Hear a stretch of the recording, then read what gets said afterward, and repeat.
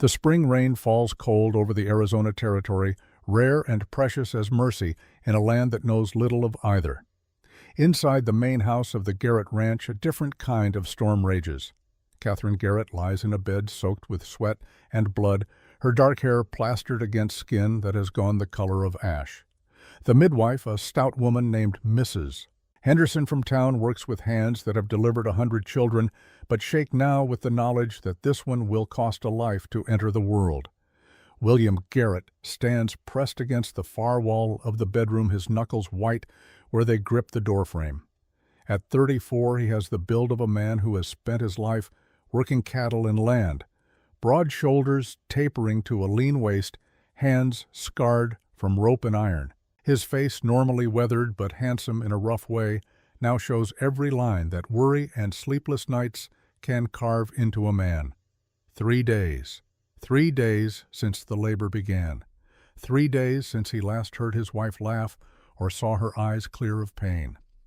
Dr. Brennan emerges from the bedroom, his shirt sleeves rolled past his elbows, his vest stained with fluids.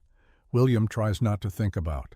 The doctor is perhaps 60, white-haired and normally steady, but tonight his eyes carry a weight that makes William's chest constrict. "The baby is coming," Brennan says quietly, "but Catherine is too weak.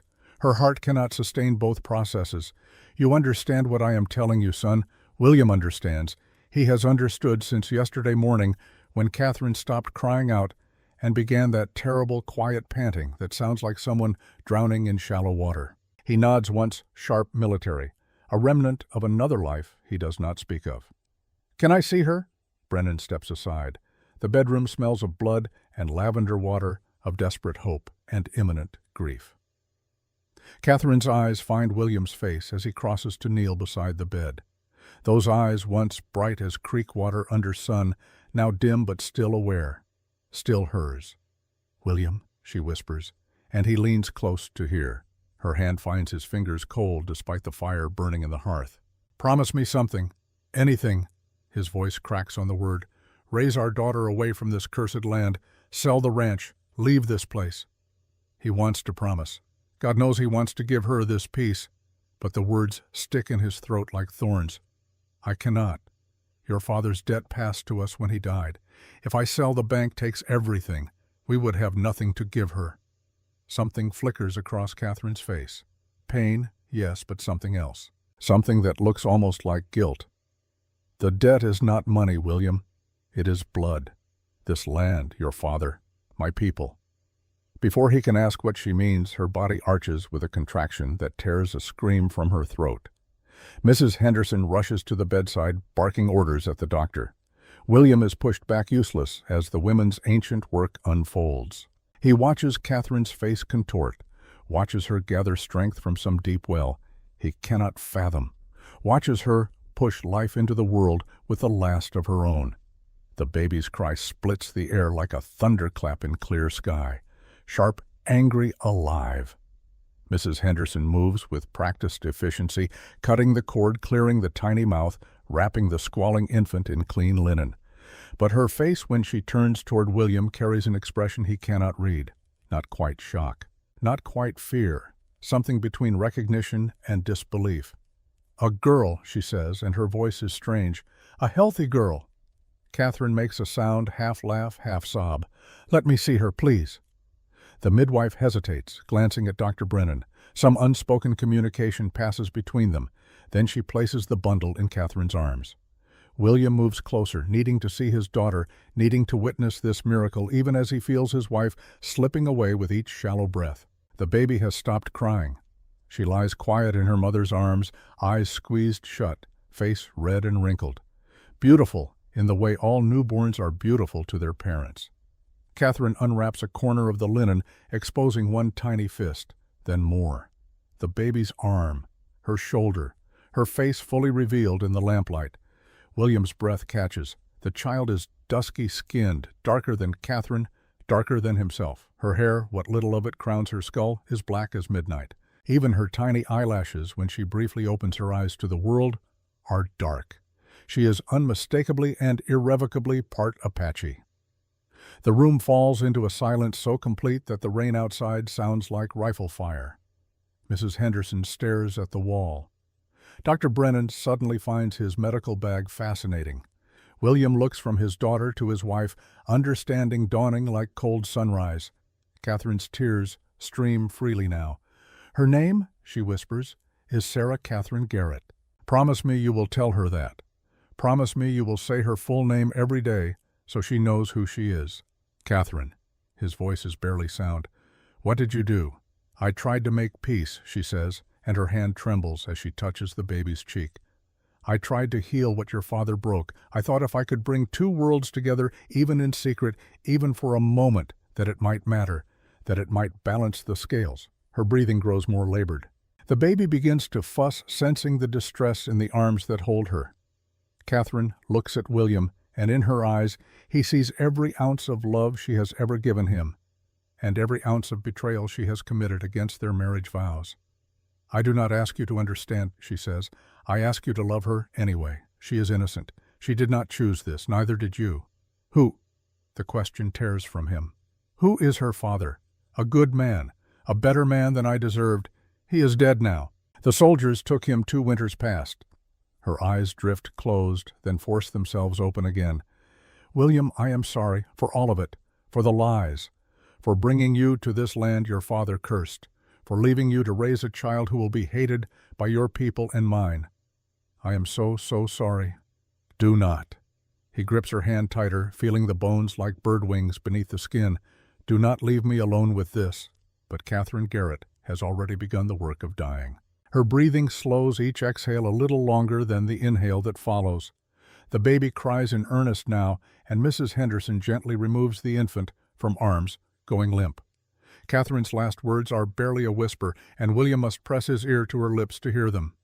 "Her Apache name. Tell Nalin, Denali's daughter." Then she is gone, and William Garrett is left kneeling beside an empty shell that once held all his hopes, holding vigil over a death he cannot prevent, and a life he never expected to inherit. Dr. Brennan clears his throat after several long minutes. "William, the child needs feeding. We must find a wet nurse." William rises slowly, joints stiff, soul stunned. He turns to look at the baby in Mrs. Henderson's arms, Sarah Catherine Garrett, his daughter and not his daughter, the living proof of his wife's infidelity and the innocent victim of circumstances beyond her comprehension. She has stopped crying now, is looking around with unfocused newborn eyes, seeking something she will never find. "Give her to me," he says. Mrs. Henderson's eyebrows rise toward her cap. "Sir, you cannot feed her. She needs a woman." "I know that, but I am her father, and I will hold my daughter." The word father tastes strange in his mouth, but once spoken, it cannot be unspoken. Mrs. Henderson places the warm bundle in his arms, and William looks down at this tiny stranger who shares his name but not his blood. She is remarkably calm now, studying his face with that intense way infants have, as if trying to memorize the features of this giant who holds her world. "You are going to make my life very difficult," he tells her quietly. "You know that do not you?" Sarah, of course, says nothing, but her small hand finds his finger and grips with surprising strength. The gesture is pure instinct biology, driving the newborn to cling to whatever warmth and safety presents itself. William knows this.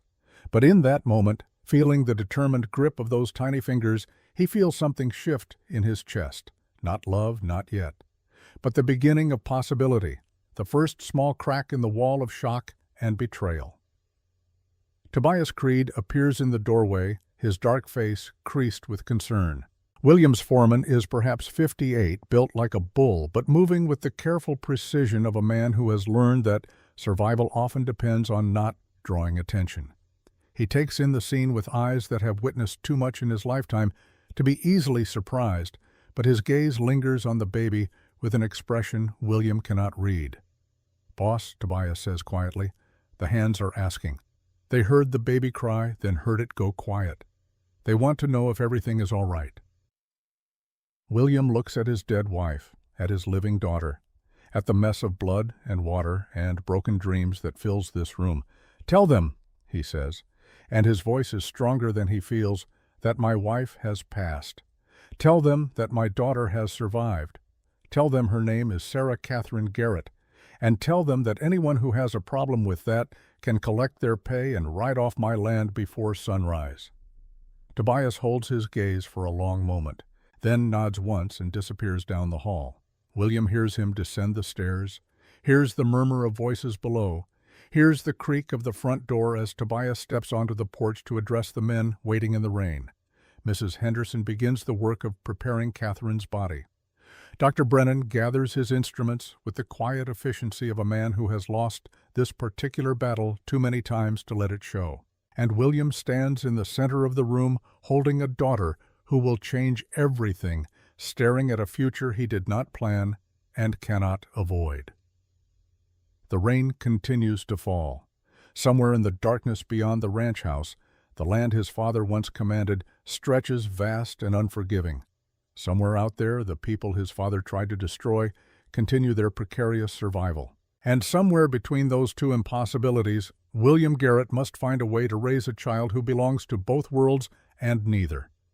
He carries Sarah to the window. Below he can see Tobias speaking to the assembled ranch hands, perhaps 20 men gathered in the mud, rain dripping from hat brims. Some nod and disperse toward the bunkhouse. Others stand frozen, staring up at the house. And 3 William notes with bitter satisfaction walk directly to the barn to saddle horses. Good riddance. He needs men who can accept complexity, not boys who need their world painted in simple colors. "Your mother thought you could heal something," he murmurs to the baby. "I do not know if one child can carry that weight.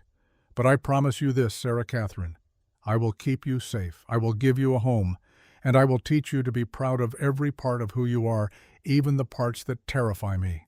The baby yawns impossibly small, mouth opening wide, then settles against his chest and sleeps. William stands watch through the night as his wife grows cold on the bed behind him and his daughter grows warm in his arms, and wonders what Catherine meant about blood debts and cursed land and his father's sins. He will learn. In time he will learn all of it. But tonight he simply holds on to the one living thing left to him and tries not to think about the storm that is surely coming. 3 miles east of the Garrett Ranch, in a shallow canyon where water pools after rare rains and juniper trees provide precious shade, Nayland crouches beside a set of tracks that have no business being here. Cattle, at least a dozen head judging by the depth of the prints and the scatter of fresh dung. They passed through sometime in the last day, moving west to east directly across land that has been sacred to her people since before the white men drew their meaningless borders. She is 27 years old and has the lean, corded build of someone who lives by hunting and tracking.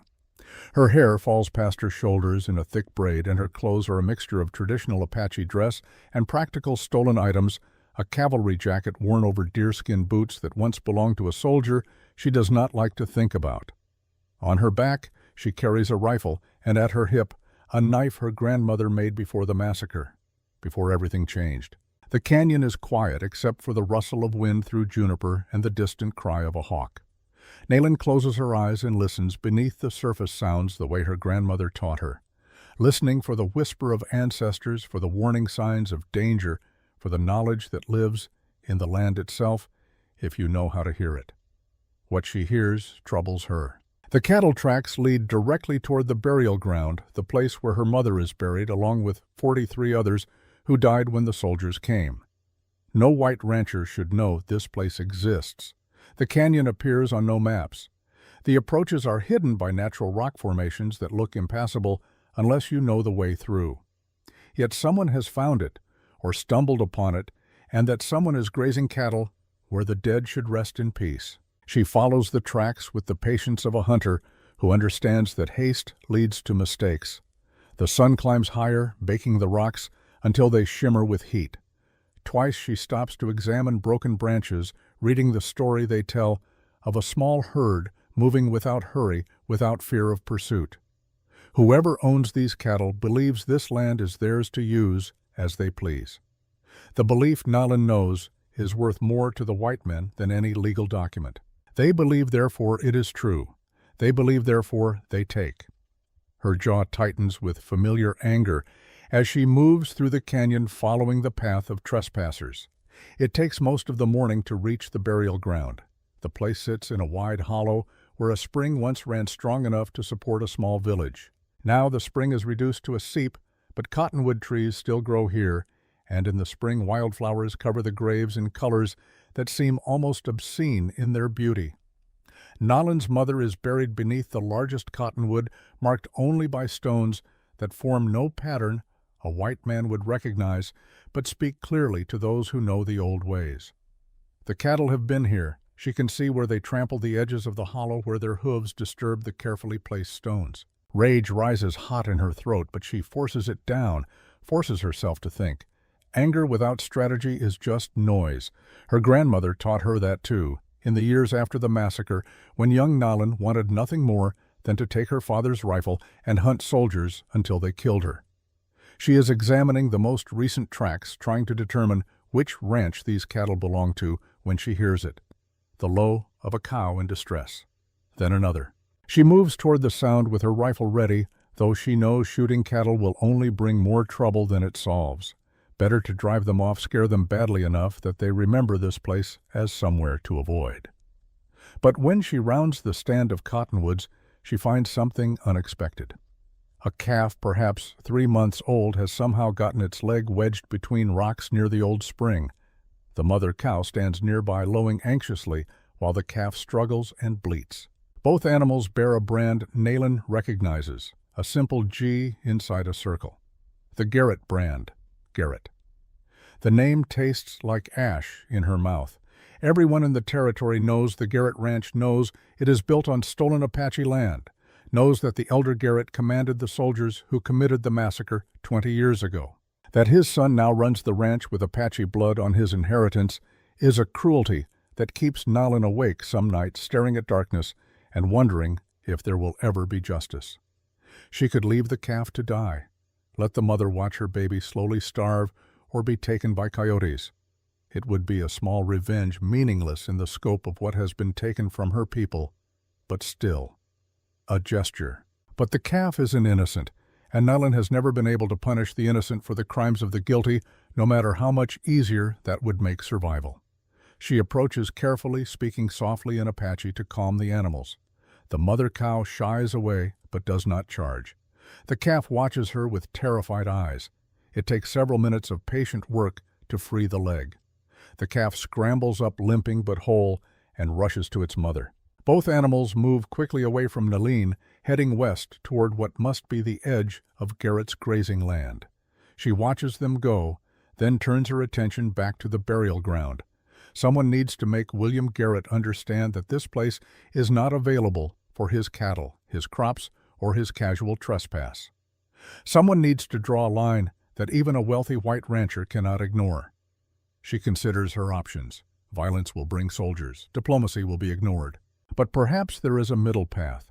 Perhaps there is a way to make the point, without starting a war, that her people cannot win.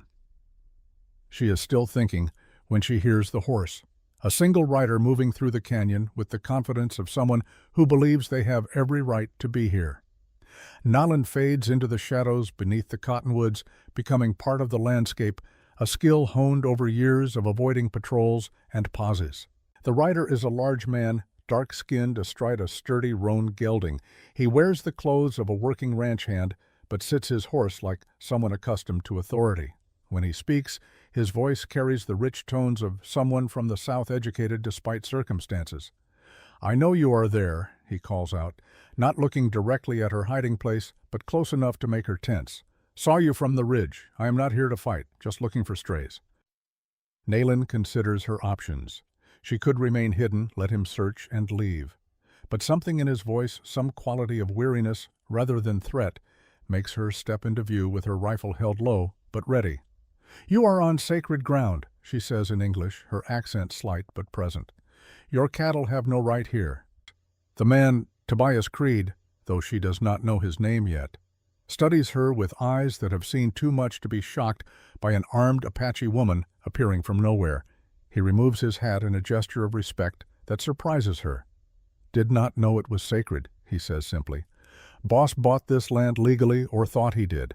But legal and right are not always the same thing, are they? The white man's legal means nothing here. This is burial ground. My mother is buried beneath that tree, 43 others beside her. Your boss's father put them there. Something flickers across Tobias's face. Not surprise. Recognition. He nods slowly, replaces his hat, and looks around the hollow with new eyes. "I heard about that," he says quietly. "Was not there. Was stationed farther south. But I heard." He pauses, seeming to choose his words carefully. "The boss, William Garrett, he is not his father. He does not even speak the man's name. I have worked for him 5 years, and in all that time he has never once mentioned Colonel Garrett except to say he wants nothing to do with that legacy. Yet he profits from it. He builds wealth on bones." "That he does. Cannot argue that." Tobias shifts in his saddle, and Nayland tenses, but he is only adjusting his weight, giving his horse permission to rest. "Can I ask you something, miss? Those cattle I am tracking. Did you see a cow and calf? Calf has a white blaze on its face. I freed the calf from rocks by the spring. They went west." Tobias's eyebrows rise slightly. "You helped them. The calf is innocent. The boss is going to want to know someone is out here. I cannot lie to him. He will ask where I found the cattle." Nalin raises her rifle just enough to make her point clear. "Then tell him to keep his animals off this ground. Tell him the next time they trespass I will not be so kind to innocent calves. Tell him the daughter of Makya does not forget and does not forgive. She expects anger or fear or the blank dismissal that white men and their servants often show when an Apache woman speaks with authority. But Tobias goes very still, his face draining of expression in a way that suggests powerful emotion being forcibly contained. "Makya," he repeats, almost whispered. "You are Makya's daughter." "You knew her?" "No, but I know of her. I know." He stops himself, seems to wrestle with something internal. "Then I will tell the boss, and I will make sure he understands this is serious." He turns his horse to leave, then pauses and looks back at her. "For what it is worth, miss, I am sorry for what happened to your mother and your people. Sorry does not fix anything. But I wanted you to know that someone acknowledges it." Before Nalin can respond, he rides away, moving back through the canyon with the same steady confidence he arrived with. She watches until he disappears around the bend, then lowers her rifle and breathes out slowly. The encounter troubles her. She expected hostility or dismissal. What she got was respect and knowledge that suggested deeper connections than a simple foreman should have.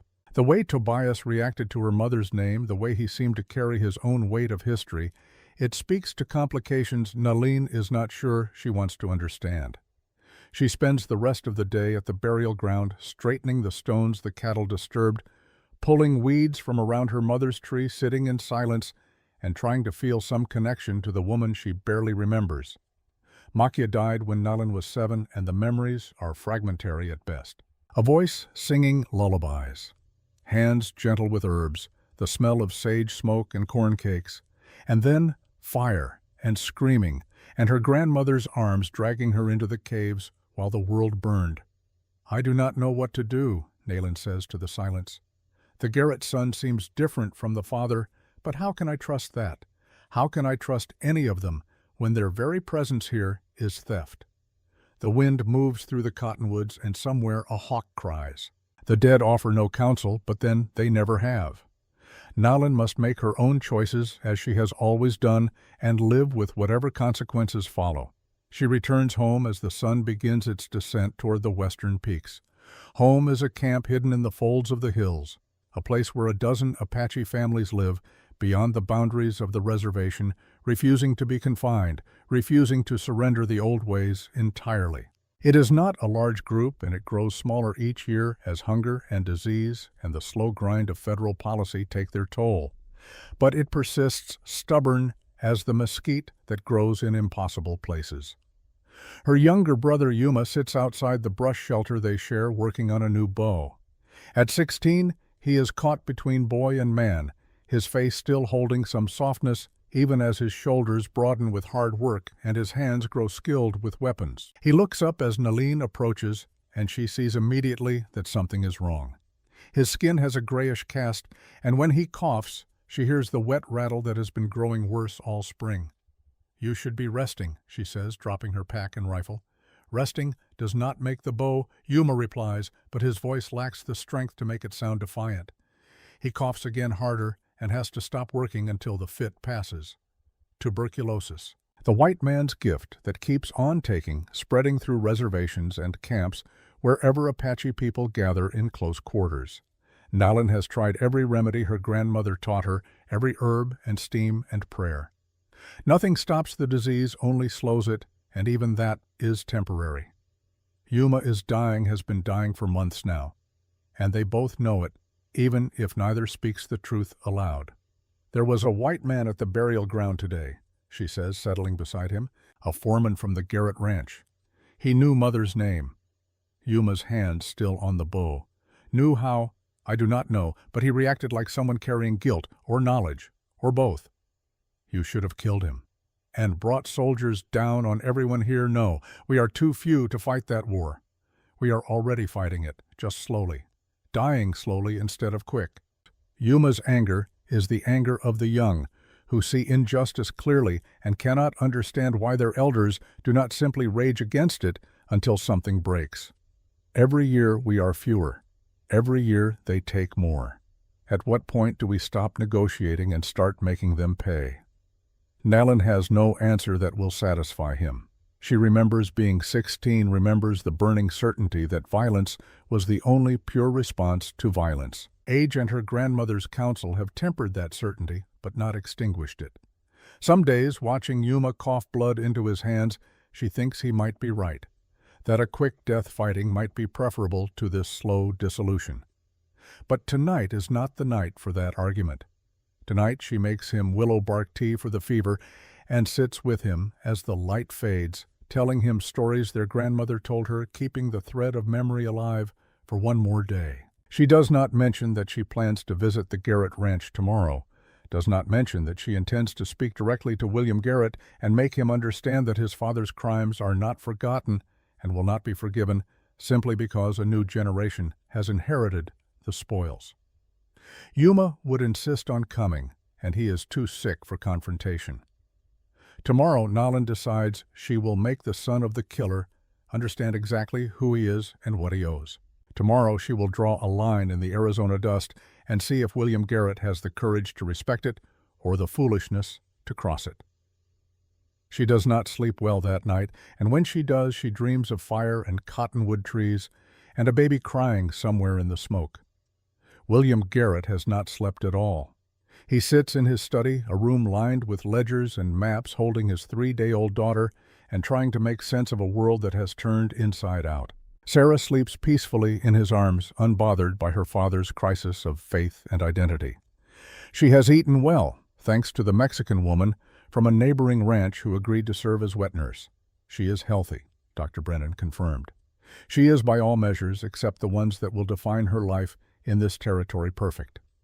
But perfection means nothing when the child is marked by her heritage as surely as if Catherine had tattooed the truth on her forehead. Already the whispers have started. William heard them at Catherine's funeral yesterday, saw the looks exchanged between ranchers who came to pay respects and left with scandal to spread. His wife betrayed him with an Apache man. His daughter is half savage. How can he possibly keep her? How can he show his face in town? How can he expect any Christian woman to marry him, now saddled as he is with another man's bastard? The whispers would sting less if William cared more about society's opinion. But he left caring about that behind when he deserted the army 10 years ago and changed his name to escape his father's shadow. What troubles him is not shame, but uncertainty. He knows nothing about raising a child, less about raising a daughter, and absolutely nothing about raising a mixed-blood child in a territory where such children are often neither fully accepted nor allowed to forget their difference. "What am I supposed to tell you?" he murmurs to Sarah. "When you are old enough to ask why people look at you like a puzzle they cannot solve. When you want to know who your real father was, and I have to tell you that I do not even know his name except what your mother whispered with her dying breath." Sarah, of course, provides no answers. She simply exists, breathing softly against his chest, trusting in the absolute way that infants trust, expecting nothing more than warmth and food and safety. William envies her that innocence, even as he dreads the day it will be stripped away.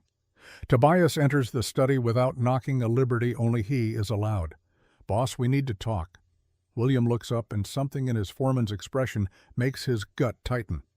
"What happened?" "Found the strays over in the East Canyon, the place you told me to check for new water sources." Tobias crosses to the desk, pours himself whiskey from the decanter without asking, and drinks it in one swallow. Turns out there is water there. Also turns out it is an Apache burial ground. And also turns out there is an Apache woman who knows her way around a rifle and is very clear that we are not welcome.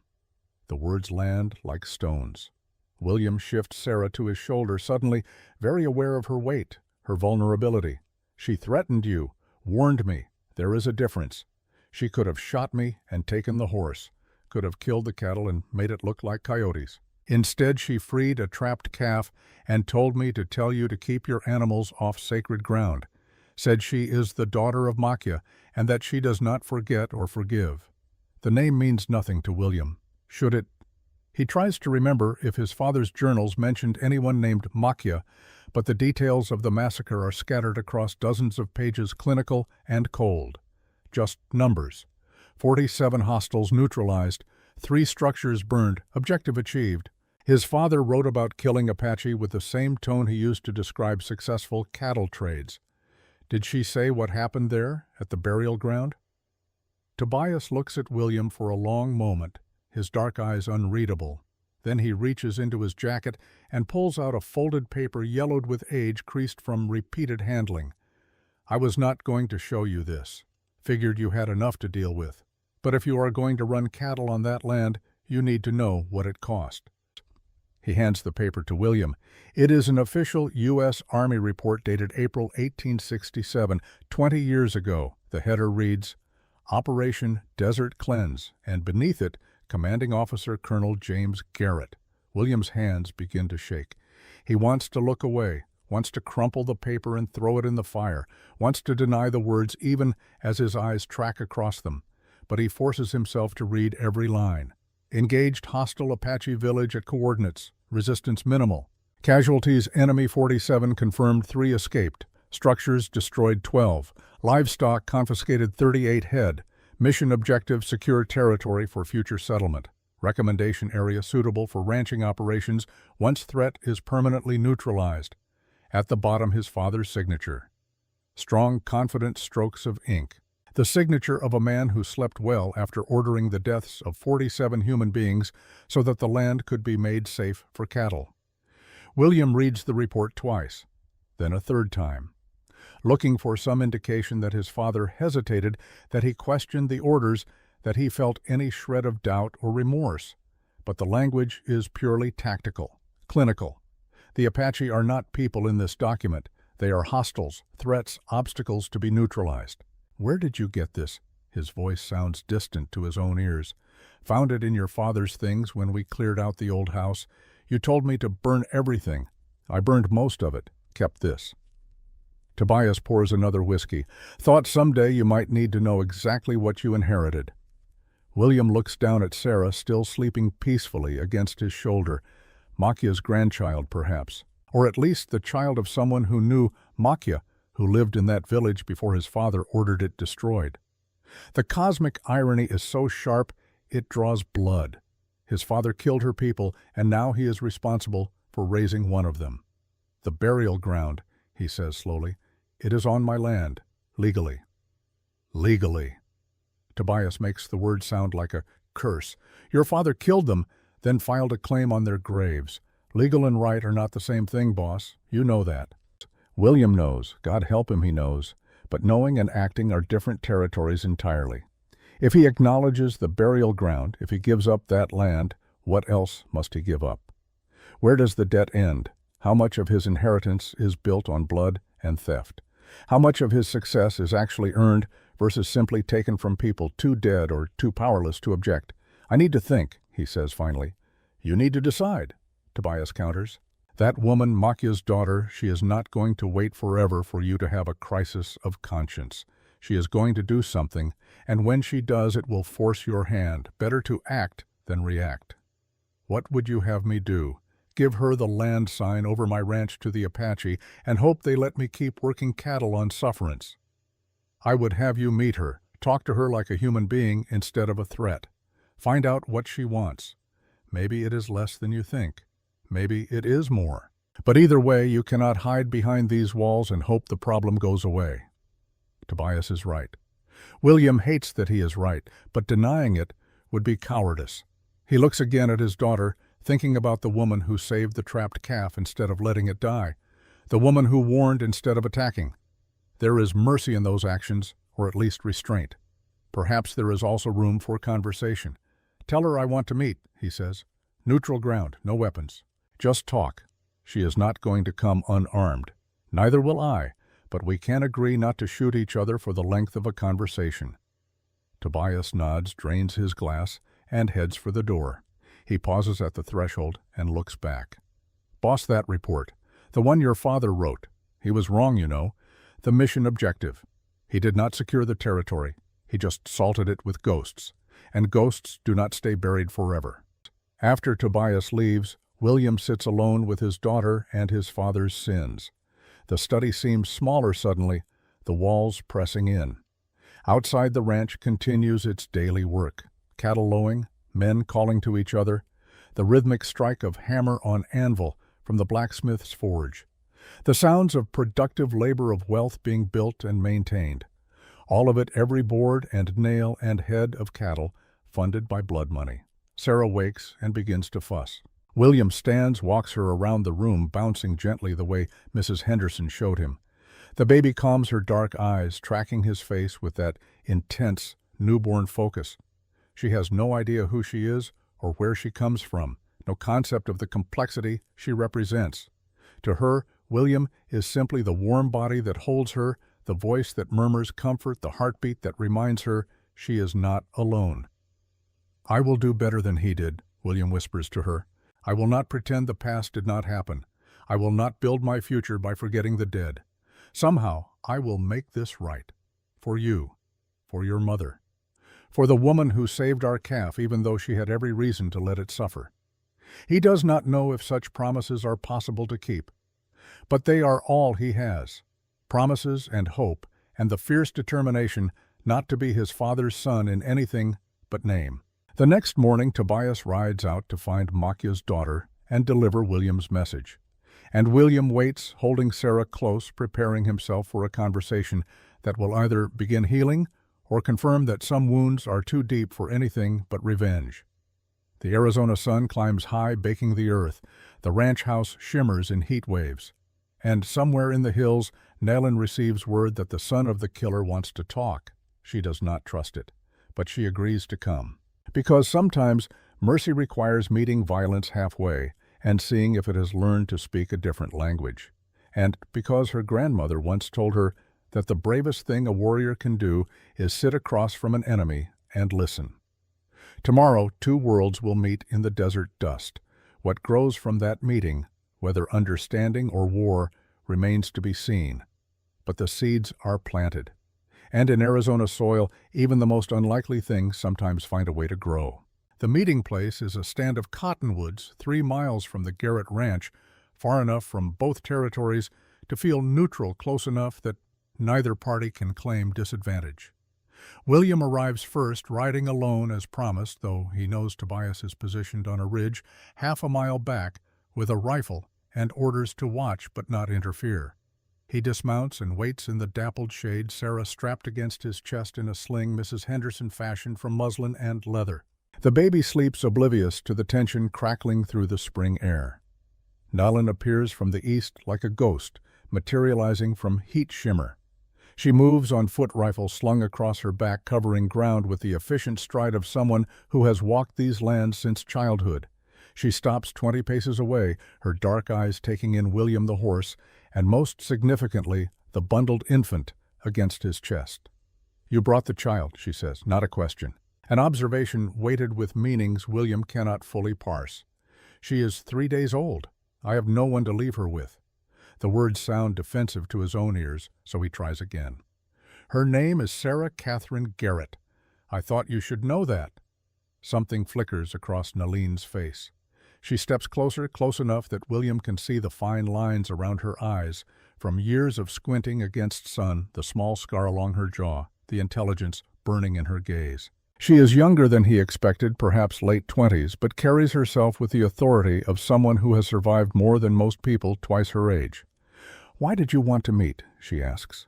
William takes a breath. This is the moment. The choice between the easy lie and the hard truth. His father would have chosen the lie, would have denied responsibility, would have made promises with no intention of keeping them. William decides in that instant beneath the cottonwoods to be different, even if it costs him everything. Because my foreman told me what my father did, because I read the report, because I know that the land I graze cattle on is also the land where 47 people died on my father's orders, and I cannot pretend that does not matter. Nayland's hand moves toward her rifle, then stops. "You read the report?" Operation Desert Cleanse, April 1867. Commanding Officer, Colonel James Garrett.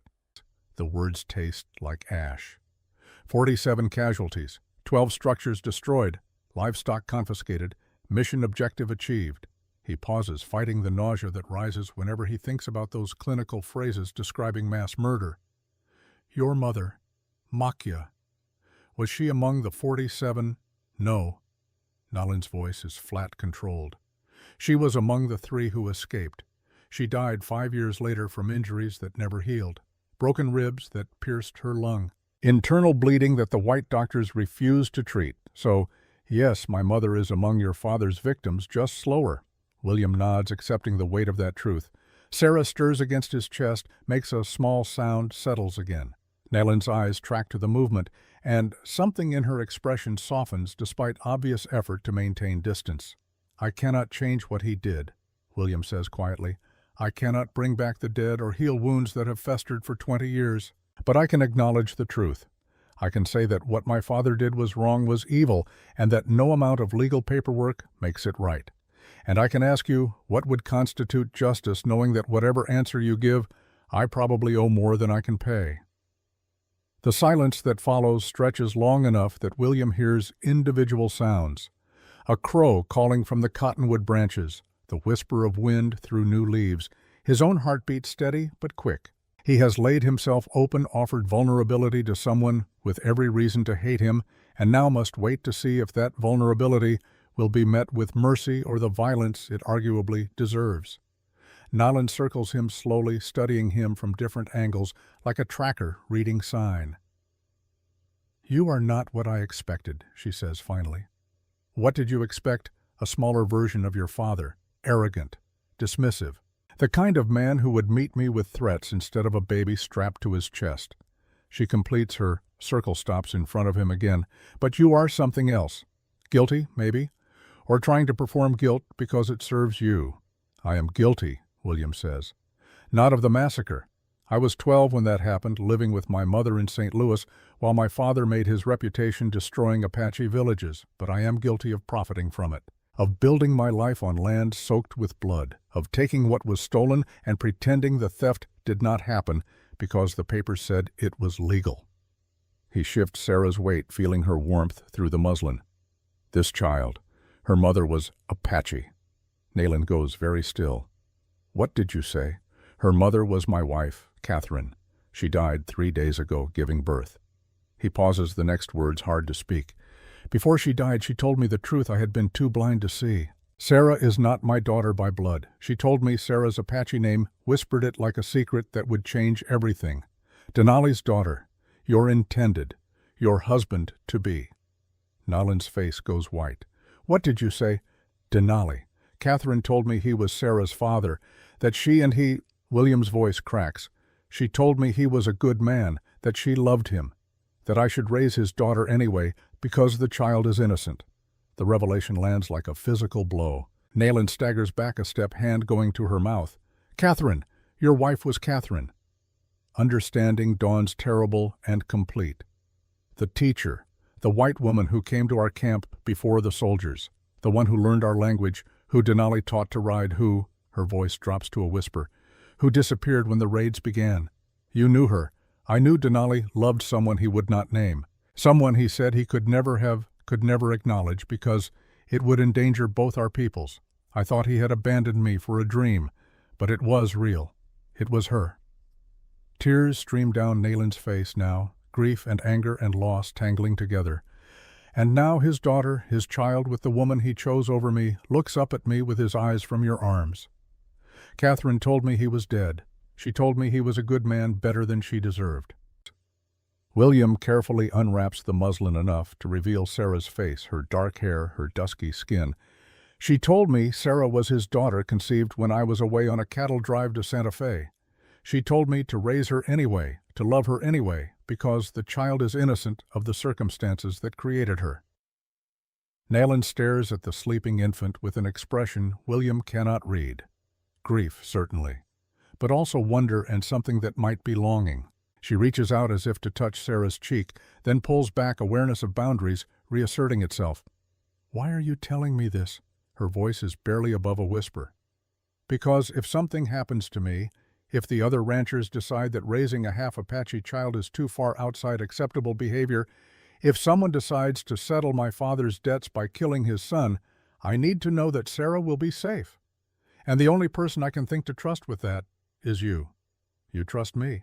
Nayland laughs sharp and bitter. "You trust the daughter of a woman your father killed to protect the daughter of the man I loved." "Yes. You are either very brave or very stupid." "Probably both." William allows himself a small smile. "But I looked into your eyes 3 days ago when Tobias told me about the calf. You could have let an innocent animal suffer to punish me for my father's sins. Instead, you saved it. That tells me more about your character than anything else could." Nayland turns away, walks a few paces, stands with her back to him, staring out at the desert. William waits, understanding that she is wrestling with something large, that his confession has shifted the ground beneath both of them in ways neither fully comprehends yet. "My brother is dying," she says finally, not turning around. "Tuberculosis. He coughs blood every morning. The reservation doctor says there is nothing to be done, that he has perhaps 6 months if he is lucky. He is 16 years old, and he is dying because white men crowded us onto land where disease spreads like wildfire. I am sorry." "Your sorry changes nothing," but her voice lacks heat. "I tell you this because I need you to understand. I cannot protect your daughter. I can barely protect my own brother. I have no power, no resources, no standing in the eyes of the law. Whatever you think I can offer it is less than you imagine." And William considers his next words carefully, aware that he is about to cross a line that cannot be uncrossed. "What if I could help your brother? There is a doctor in Tucson trained in the new methods from Europe. Expensive but effective. I could pay for treatment." Nayland spins to face him, eyes blazing. "I do not want your guilt money." "It is not guilt money. It is a trade. You teach me how to raise Sarah with knowledge of her father's people, her heritage, her language. In exchange, I use my resources to save your brother. Not charity, not apology, trade. You cannot buy absolution by saving one Apache after your father killed 47. I know that, but I can try to stop the number from reaching 48. They stare at each other across the space between cultures, between histories of violence and survival, between the weight of inherited sin and the possibility of choosing differently. Sarah wakes and begins to fuss, her small cries breaking the tension. William rocks her, gently murmuring comfort in English, while Nayland watches with an expression that wars between anger and something softer. "I will think about it," Nayland says finally. "Give me 3 days. Take the time you need, but if your brother worsens, send word. The offer stands regardless of your decision about Sarah." Nayland nods once, sharp and military, then turns and walks away. William watches her disappear into the landscape, becoming part of the desert once more, and wonders if he has just made the best or worst decision of his life. He rides back to the ranch with Sarah sleeping against his chest, and the uncomfortable certainty that he has set something in motion that will change everything. Tobias meets him at the barn, reads his expression, and simply nods. Some conversations require no words. That night, William sits in his study with his father's journals spread across the desk. He has avoided reading them since taking possession of the ranch 5 years ago, not wanting to confront the man's thoughts directly. But if he is going to understand the weight he carries, he needs to know exactly what his father believed, what justified the massacre in his mind. The journals are methodical, clinical. His father wrote with the precision of a military man documenting campaigns. There are notes on troop movements, supply requisitions, weather conditions, and scattered throughout observations about the Apache that make William's skin crawl. The hostiles show remarkable adaptation to terrain, utilizing natural features for concealment and ambush. Intelligence suggests family units rather than purely military organization. Women observed participating in resource gathering within striking distance of known settlements. Children present in encampments, complicating engagement protocols but not altering mission objectives. Children present, complicating but not altering. His father knew there were children in the village he destroyed, wrote it down with the same emotional investment he used to note cloud formations, and proceeded anyway. William is still reading when he hears the commotion outside. Raised voices, the sound of multiple horses arriving at speed. He places Sarah in the basket misses. Henderson sat up beside his desk and moves to the window. A small group of riders approaches the house led by a man William does not recognize. Well-dressed, riding an expensive bay gelding, carrying himself with the confidence of someone accustomed to authority. The stranger dismounts with the ease of a practiced horseman and approaches the porch where Tobias has positioned himself. William cannot hear the conversation from inside, but he sees Tobias stiffen, sees the stranger gesture toward the house, sees his foreman shake his head firmly. After several minutes of discussion, Tobias turns and heads toward the study. His face, when he enters, carries a mixture of concern and confusion. "Boss, you have a visitor. Says his name is Victor Garrett. Says he is your uncle." The words land like a physical blow. William has no uncles. His father was an only child. His mother had a sister who died young. There should be no Victor Garrett appearing out of the Arizona night, claiming family connection. "I do not have an uncle," William says slowly. "That is what I told him. He says you do not know about him because your father erased him from family records after a disagreement. Says he has proof of his identity and information you need to hear." Tobias pauses. "He also says he knew your mother and has a letter she wrote before she died." The mention of his mother changes everything. William's mother killed herself when he was 14, drowning in a river while walking alone. The official story was accident, but William found the note she left, the one explaining that she could not live with what her husband had become. The note that made him understand his father was a monster wearing a respectable man's face. "Show him in," William says, "but stay close." The man who enters the study is perhaps 50, well-groomed, with features that echo William's own strongly enough to suggest genuine blood relation. He carries a leather satchel and moves with the comfortable assurance of someone who has never doubted his welcome anywhere. "William," he says, extending a hand, "I apologize for the late hour and the dramatic entrance. I am Victor Garrett, your father's younger brother, half-brother technically. We shared a father but had different mothers." William does not take the offered hand immediately. "My father never mentioned a brother." "No, he would not have. We had what you might call philosophical differences about the proper treatment of indigenous populations. I opposed his methods in Arizona territory. He responded by disowning me and ensuring I was dishonorably discharged from the service." Victor's smile is rueful, family politics at their finest. "You said you have a letter from my mother." Victor reaches into his satchel and produces an envelope yellowed with age addressed in handwriting William recognizes with a painful lurch. His mother's elegant script. He takes the letter with hands that want to shake, breaks the seal that has preserved it for nearly 20 years, and reads. The letter is brief but devastating. His mother writing to Victor begging him to take William away from his father's influence, to raise the boy somewhere far from the violence and casual cruelty that defined Colonel Garrett's world. Victor's reply apparently was that he could not legally take a child from his father, but that when William came of age, he would welcome him with open arms. "Why now?" William asked, refolding the letter. "Why appear after all these years?" "Because I heard about Catherine's death. Because I heard rumors about your daughter's heritage. And because I know that your father's enemies will not distinguish between him and you once they realize what you are attempting." Victor settles into a chair without being invited, the gesture somehow managing to seem friendly rather than presumptuous. "You are trying to make peace with the Apache. You are raising a mixed-blood child openly. You are, whether you realize it or not, painting a target on your back. I am aware of the risks. Are you aware that there are men in this territory who see any cooperation with the Apache as treason?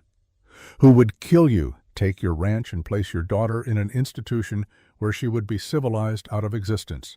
Victor leans forward, his expression earnest. I do not say this to frighten you. I say it because I have spent 20 years building connections, gathering information, and I know what is coming. There is going to be a reckoning, William. The question is whether you will be ready for it. Tobias, still standing by the door, catches William's eye. His expression is carefully neutral, but William reads the warning there. Too smooth, too convenient, be careful. What exactly are you offering? William asks. Protection, information, the benefit of experience dealing with the political realities of this territory. Victor spreads his hands. I am not asking for control of your ranch or decision-making authority. I am simply offering to help you navigate dangerous waters. Your father made enemies. Some of those enemies will happily settle scores through his son, but if you have allies, real allies, who understand how power works in Arizona territory, you might survive long enough to achieve whatever noble goals you are pursuing. It sounds reasonable, helpful even, but something about the presentation bothers William. The timing is too perfect, the offer too generous. And there is something in Victor's eyes when he looks at Sarah's basket, a calculation that does not match his words about protecting the child. I appreciate the offer, William says carefully, but I need time to consider it. You appear out of nowhere, claiming family connection, at the exact moment I am dealing with a complicated situation. You understand why I might be cautious. Of course, caution is wise. Victor stands, smooths his jacket. I have taken a room in town. When you are ready to talk further, send word.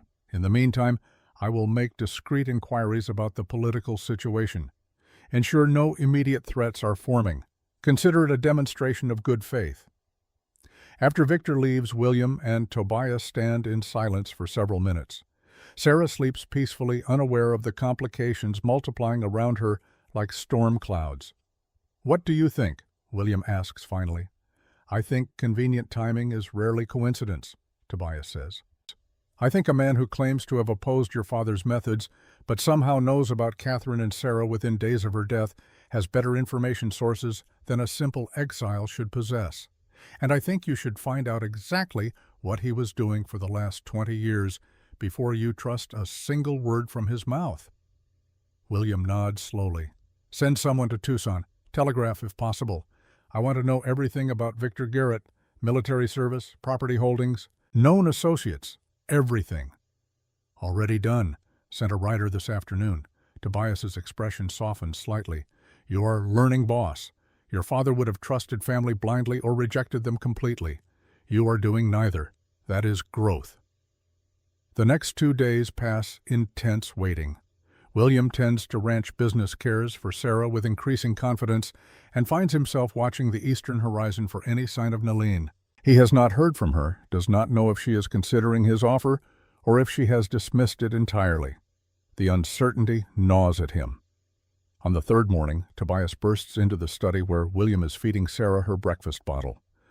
Boss, we have a problem. The Apache camp. There is smoke, too much smoke for cook fires. They ride hard toward the hills.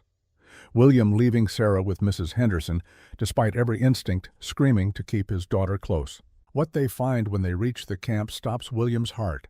Not attack, not the violence he feared, but illness burning through the small group like wildfire. Yuma lies on a pallet outside the brush shelter, his breathing labored, his skin gray. Around him, 3 other people show similar symptoms. Tuberculosis does not strike alone in communities living in close quarters. Nylan kneels beside her brother, pressing wet cloths to his forehead, her face carved from stone despite the tears tracking through dust on her cheeks. William dismounts and approaches, slowly, hands visible, making no sudden movements. Nalene. She looks up, and the desperation in her eyes hits him like a physical blow. He is dying. They are all dying. The medicine woman tried everything. Nothing works. They just cough and bleed and fade. Let me take him to Tucson. The doctor I mentioned, he has new treatments, antiseptics, rest cures in dry air. It is not a guarantee, but it is a chance. The journey would kill him. Then I will bring the doctor here. Nalin shakes her head. He will not come, not to an Apache camp, not for any amount of money. William kneels beside her, ignoring the suspicious stares of the other camp members. I will make him come. I will pay whatever he asks and double it. I will threaten him if I have to. But I will get him here, and he will treat your brother and anyone else who needs it. Why? The question is raw, stripped of pretense. Why do you care if one more Apache dies? Because he is your brother. Because he is 16. Because I have resources that can help, and using them costs me nothing compared to what losing him would cost you. William meets her eyes, willing her to see the truth. And because if I do not at least try, I am no different from my father. I am just another white man who watches Apache people die and does nothing. Nalin looks at Yuma, then back at William. If you do this, if you save him, it changes nothing about what your father did. I know. It does not make us friends. I know that too. But it means I owe you a debt I can never repay. No debt. Remember a trade. You teach me about Sarah's heritage. I help your brother. Even terms. Nalin's laugh is bitter and broken. There are no even terms between us. There will never be even terms, but if you can save Yuma, I will give you whatever you ask. William stands, turns to Tobias. Get my fastest horse. I ride for Tucson now. Send a rider ahead to wake the doctor and tell him to prepare for emergency patients. If he refuses, tell him William Garrett will burn his practice to the ground and salt the earth where it stood. Tobias's eyebrows rise. Little extreme, boss. My daughter needs someone who can teach her about where she comes from. That someone is standing here watching her brother die. So yes, I will be extreme if that is what it takes. The ride to Tucson takes 18 hours with 2 horse changes. William arrives at Dr. Harrison's practice just after dawn, exhausted, filthy, and in no mood for negotiation. He pounds on the door until a middle-aged man in a nightshirt opens it, irritation clear on his face. Dr. Harrison, I am William Garrett. I need you to treat several tuberculosis patients. Now, Mr. Garrett, I appreciate your urgency, but I have other patients, and tuberculosis treatment requires specialized facilities that I cannot simply transport to wherever you need them. William pulls out a roll of bills that represents half his available cash. This is $1,000.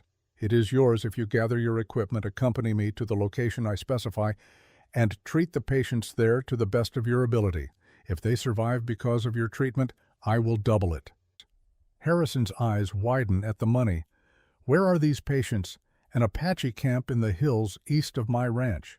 The doctor's expression closes. I do not treat Indians. I am sorry, but the risk of violence, the lack of sanitation, the cultural barriers, it is simply not practical. William steps closer, and something in his face makes the doctor retreat a step. Let me be very clear. I am not asking. I am offering you the choice between extraordinary payment for doing your job or having your practice destroyed by a man who has nothing left to lose. You can treat 3 or 4 sick people and become wealthy, or you can refuse and discover exactly how vindictive a guilty man can be. Choose quickly. This is extortion. This is desperation. Choose. Dr. Harrison chooses survival and money. Within an hour, he and his assistant are loaded into a wagon with medical supplies, following William back toward the ranch. The return journey is slower, limited by the wagon's pace, and gives William too much time to think about what he is doing, what it means, what the consequences might be. He is threatening medical professionals and throwing around dangerous amounts of money to save people he barely knows, because one of them is the sister of his dead wife's lover and the only person who can teach his daughter about half her heritage. The logic is twisted, possibly insane, and yet feels more right than anything he has done since Catherine died. They reach the Apache camp in late afternoon. Dr. Harrison's nervousness is palpable as armed Apache men surround the wagon, but Nalin steps forward and speaks rapidly in Apache, her tone carrying authority. The men step back, and Harrison is allowed to approach Yuma and the other patients. What follows is 3 hours of medical examination, administration of medicine's instructions for ongoing care. Harrison works with professional efficiency despite obvious discomfort with the setting. When he finishes, he pulls William aside. The boy Yuma, he has a chance if he follows the regimen strictly. Rest the medicines. I am leaving clean water and isolation from the others until he stops coughing blood. The other 3 are more advanced. I have done what I can, but I cannot promise anything. Will you check on them again in a week? Harrison hesitates, then nods. For another $500, yes. Done, and doctor, thank you. After Harrison and his assistant depart, William finds Nayland sitting beside Yuma, who is sleeping more peacefully than before. She does not look up as William approaches. He gave Yuma medicine for the cough, said there is hope if we are careful. Her voice is steady, but her hands shake where they rest on her knees. You did not have to do this. Yes, I did. Why?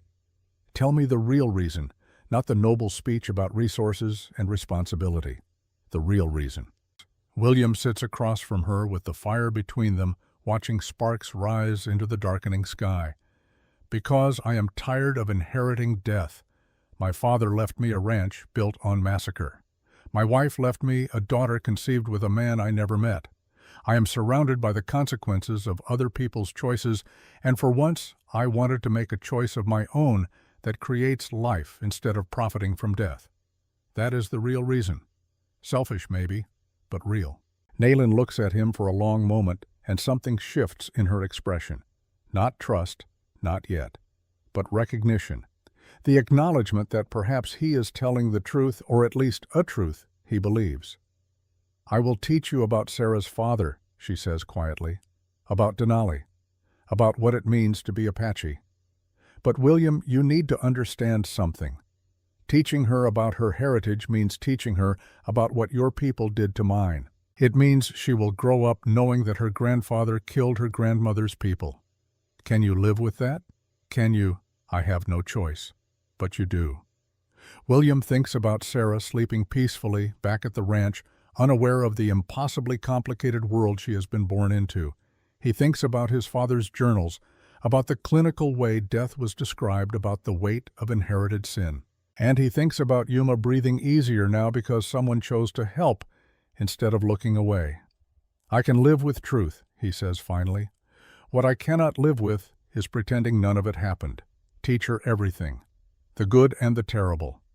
Let her decide what to make of it when she is old enough to understand. Nalin nods slowly. Then we have an agreement.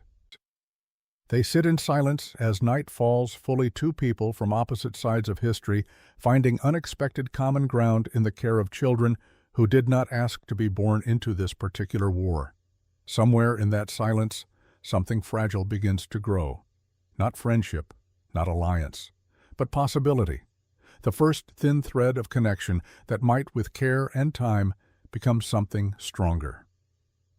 William rides home in full dark, guided by stars and muscle memory. When he arrives, Tobias meets him at the barn with news that drains the warmth from the evening. "Boss, your uncle was here. Said he heard about your trip to Tucson, about the doctor visit to an Apache camp. Said he needs to talk to you urgently about the political implications." "What did you tell him?" "That you would return tomorrow. But William, there is something else." Tobias pulls a folded paper from his pocket. "Response from my contact in Tucson, about Victor Garrett." William takes the paper, reads it by lamplight. What he learns makes his blood run cold. Victor Garrett was indeed dishonorably discharged, but not for opposing the massacre. He was discharged for selling military weapons to Apache resistance fighters while simultaneously reporting their locations to the Army, a double agent profiting from both sides of the conflict. After discharge, he bought land throughout Arizona Territory at rock-bottom prices, land that became valuable when the Apache were removed to reservations. He is wealthy now, very wealthy, and has been quietly consolidating power in territorial politics. And according to reports, he has recently been meeting with mining company representatives interested in southwestern Arizona mineral rights, specifically land near certain burial grounds rumored to have silver deposits beneath them. William reads the report twice, then looks at Tobias. He is not here to help me. He is here because Sarah's existence and my cooperation with the Apache threatens whatever plan he has for claiming that land. That would be my assessment. Then we have a problem. Because if Victor is willing to play both sides against each other for profit, he will not hesitate to remove anyone who threatens his interests, including his nephew. Sarah's cry echoes from the house, the healthy wail of a baby demanding attention. William heads inside his mind, racing through possibilities and dangers. He has made enemies without meaning to, simply by choosing mercy over inherited hatred. Victor represents a threat more subtle and possibly more dangerous than any Apache raid, the threat of someone who understands how to manipulate systems and situations for maximum personal gain. But William has something Victor does not account for. He has Tobias loyal and experienced. He has Nayland now connected to him through the debt of her brother's life. He has truth on his side, uncomfortable and complex as that truth might be. And he has Sarah, innocent proof that bridges between worlds are possible if people are brave enough to build them. Tomorrow he will confront Victor. Tomorrow he will begin to understand the full scope of the conspiracy forming around him. But tonight he holds his daughter and whispers promises he intends to keep. Promises that she will grow up knowing all of who she is. Promises that he will protect her from the sins of previous generations. Promises that he will be different, better, worthy of the trust a dying woman placed in him. Outside, the Arizona night is vast and star-filled. Somewhere in the darkness, Nayland sits beside her sleeping brother, breathing easier for the first time in weeks. Somewhere farther out, Victor Garrett makes plans that account for every variable except human decency. And somewhere in the spaces between, the future hangs, balanced on choices not yet made, on courage not yet tested, on the possibility that redemption might be earned through the hard work of building rather than the easy destruction of inherited hate. The seeds are planted, the players are in position, and the storm that has been gathering since April 1867 is finally about to break. The night after Dr. Harrison's second visit confirms Yuma's improvement, William finds himself unable to sleep. The enormity of what he has set in motion, the enemies he has made, the future he is trying to build, it all presses down like physical weight. He walks out to the ridge where he first met Nayland, seeking the quiet that only the desert at night can provide. He is not alone. She stands silhouetted against starlight, looking out over the land that holds so much memory and pain. "Cannot sleep either," she asks without turning. "Too many thoughts, too many fears." Nayland nods. They stand in silence for a long time, two people balanced on the edge of impossible choices. Finally she speaks. "When the fighting comes, when Victor makes his move, I may die. Yuma may die. You may die. And all of this, everything we are trying to build, will end before it truly begins. I know. I do not want to die, never having felt." She turns to face him, and in the starlight her eyes shine with unshed tears. "I have spent my whole life surviving, protecting, fighting. I want just once to feel something other than anger and loss." William understands what she is asking, what they are both asking. It is not love, not yet. It is the desperate human need for connection before potential oblivion, for warmth against the cold certainty of mortality. What happens between them beneath the Arizona stars is not about passion or romance. It is about two wounded people seeking brief refuge in each other, about the affirmation of life in the face of looming death. It is gentle and sad and necessary, and when it is over, they hold each other without speaking, knowing that tomorrow may bring an end to everything, but tonight they are alive and not alone. "No promises," Nayland whispers against his shoulder. "No promises," William agrees. "Only this moment." They return separately to their separate worlds, carrying with them the memory of shared vulnerability and the uncertain hope that perhaps if they survive, there might be more moments like this. Moments where the weight lifts, where possibility feels real, where two people from opposite sides of history find common ground in their shared humanity. Victor Garrett returns to the ranch 3 days after William's confrontation with the truth about his uncle's past. He arrives at noon with 5 men, all armed, all carrying themselves with the casual menace of those accustomed to violence as a tool rather than a last resort. William meets them on the porch with Tobias at his side, and Sarah sleeping in her basket just inside the doorway where he can see her. "Nephew," Victor says, dismounting with practiced ease, "I hear you have been making interesting friends, treating Apache patients, spending significant money on people who have no legal claim to your charity. Some might call that admirable. Others might call it treason against your own kind. I call it medicine, William replies evenly. Sick people needed a doctor. I provided one. Nothing more complicated than that. Victor's smile does not reach his eyes. Everything is more complicated than that in Arizona territory. You know what I found interesting, the land where that Apache camp sits? Public records show it borders a region that was never properly surveyed. Mineral rights were never established, which means it is open to claim by anyone with the resources and legal knowledge to file the proper paperwork. The threat is clear, wrapped in the language of law and property. William feels Tobias tense beside him, but keeps his own expression neutral. Those people have lived on that land for generations, long before surveys or paperwork or any concept of filing claims. Living somewhere does not equal owning it. You should know that better than anyone. Your father understood. He cleared the land so productive people could use it properly. I am simply continuing that work, bringing civilization and commerce to places currently wasted on subsistence survival. Victor gestures to his men. I came to offer you a partnership. I know there are silver deposits beneath those hills. I have geological surveys. I have investors ready to fund extraction. And I have the legal framework to make it happen. Join me. Use your relationship with the Apache to ease the transition. We split the profits, everyone benefits. Everyone except the people you will force off their land. They will receive fair compensation, relocation to the reservation where they can be properly cared for and educated. This is progress, William. Fighting it makes you an obstacle, and obstacles in this territory tend to get removed. The words hang in the air like gun smoke. William has a choice to make, and the making of it will determine everything that follows. He can accept Victor's offer, profit from the same exploitation his father practiced, maintain his wealth and safety by sacrificing people who have begun to trust him. Or he can refuse, paint himself as an enemy to powerful interests, and accept whatever consequences follow. He thinks about Sarah, about the promise he made to raise her, knowing all of who she is.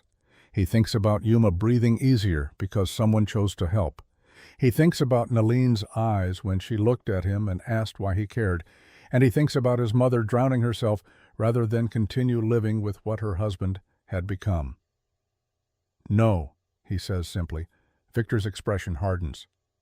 You are making a mistake. Maybe. But it is my mistake to make. Think carefully. I have territorial officials who owe me favors. I have federal marshals who will look the other way when necessary. I have men who know how to make problems disappear quietly. You are one man with a ranch and a bastard child. How long do you think you can stand against that? Tobias shifts his weight hand, drifting toward the rifle leaning against the porch rail. Victor's men notice hands moving to their own weapons. The moment stretches taut, seconds away from violence that will end with someone bleeding in the dust. William raises a hand, stopping Tobias. You should leave now, and do not come back. Victor mounts his horse with deliberate slowness, making it clear he leaves by choice rather than compulsion. You have 1 week to reconsider. After that, the offer expires and other arrangements will be made. I would hate for something unfortunate to happen to that lovely daughter of yours. Half-breed children are so vulnerable. Accidents happen. The threat against Sarah breaks something in William.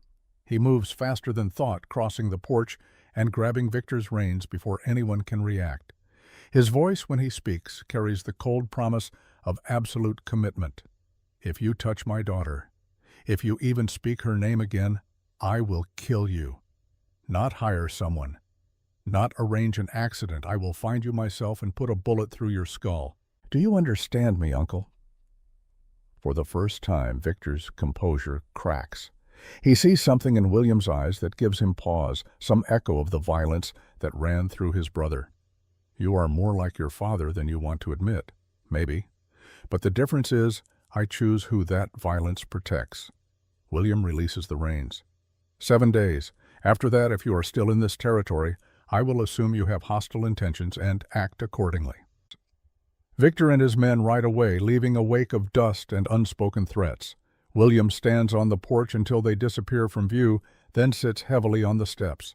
His hands shake with delayed adrenaline. Tobias settles beside him, silent companionship in the aftermath of confrontation. He is going to move against the Apache camp, Tobias says finally. Soon, before you can organize any kind of defense. I know. We need to warn Nalin, need to prepare. I know that too. William looks at his hands, these instruments that have held his daughter with such tenderness and threatened murder with such conviction. The duality does not trouble him as much as it should. Perhaps his father's blood runs deeper than he wanted to believe. Or perhaps some things are worth fighting for, even if fighting means becoming something you swore never to be. That evening, William rides to the Apache camp alone. Nalin meets him at the perimeter, her expression wary. News travels fast in the territory, and she has clearly heard about Victor's visit. "Your uncle threatened us," she says without preamble. "He threatened everyone. Me, you, Sarah. He wants the land beneath your camp. Silver deposits. He has investors and legal claims and enough political connections to make it happen unless we stop him." "We." Nalin's tone makes it a question. "I told him no, refused his partnership, made an enemy of the most dangerous man in the territory." William meets her eyes. "So yes, we. Because if he comes for your people, it is because I refuse to help him, which makes their safety my responsibility." Nalin studies him for a long moment, then gestures for him to follow. She leads him through the camp to where Yuma sits outside the shelter, still pale, but visibly stronger than a week ago. The boy looks up at William's approach, his expression guarded but no longer actively hostile. "The white rancher who bought medicine," Yuma says in accented English. "William," he offers. "My name is William. I know your name. I know your father's name too. Knowing names does not make us friends. No, but maybe it makes us something other than enemies." Yuma coughs, but it is lighter now, less of the wet rattle that spoke of death growing in his lungs. "Nalin says you refused to help your uncle steal our land, that you chose us over profit. Why, it is the same question everyone keeps asking, the one William is not sure he has a good answer for." He settles on honesty. "Because profit from stolen land is just another kind of theft. Because my daughter deserves to grow up in a world where people can choose to be better than their fathers. Because I am tired of the easy choice being the wrong one." Yuma absorbs this, then nods slowly. "My sister says you need to learn how to fight like Apache. That white man tactics will not work against the numbers your uncle can bring." "Is this true?" "I do not know. I have never fought like an Apache." "Then you will learn, and I will teach you even though you are the son of the man who killed our family. I will teach you because you saved my life and because debt must be repaid." Yuma stands still, shaky but determined. "We start now." What follows is 3 days of education unlike anything William experienced in his brief military service. Nalin and Yuma, joined by 2 other men from the camp, teach him about terrain as weapon, about patience as strategy, about the difference between winning battles and surviving wars. They show him how to read landscape for defensive positions, how to create the illusion of greater numbers, how to turn enemy advantages into weaknesses through careful preparation. William proves a quick study, his mind adapting to tactical thinking that prioritizes mobility over static defense, surprise over direct confrontation.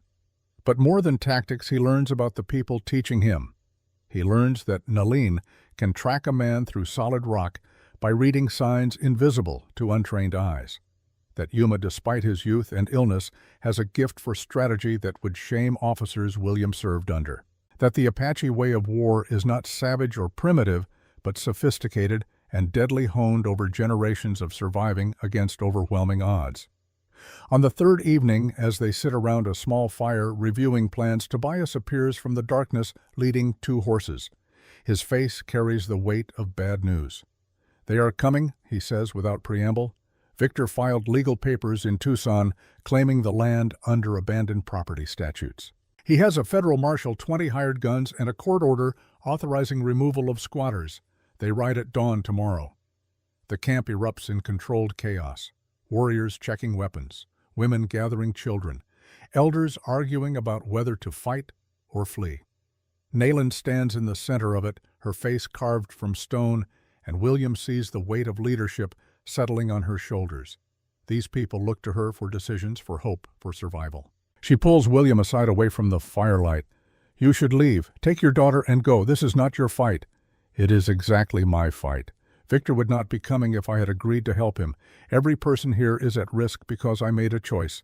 I will not abandon the consequences." Noble, also stupid. But there is something like warmth in her voice. "If we fight, people will die. Maybe me, maybe Yuma, maybe you. Your daughter will be an orphan. If we do not fight, Victor wins.